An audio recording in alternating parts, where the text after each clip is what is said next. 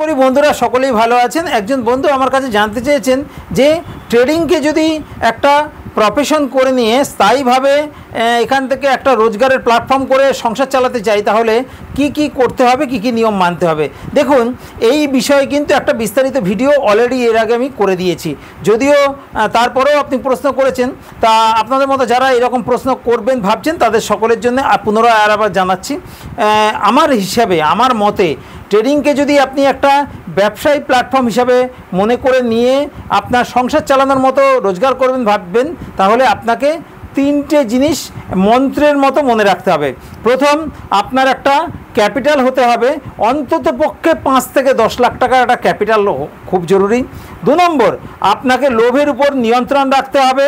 প্রতি মাসে 2 to 5% বেশি প্রফিটের আশা করলে হবে না।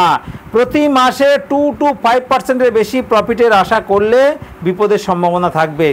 আচ্ছা, এই দুটো হচ্ছে মেন জিনিস।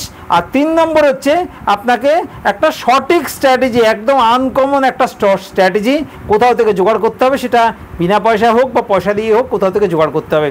এই 3টে জিনিস যদি আপনি মন্ত্রের মতো মনে রাখতে পারেন, তাহলে প্রতি মাসে একটা নির্দিষ্ট ইনকাম করে আপনি সংসার চালাতে পারবেন।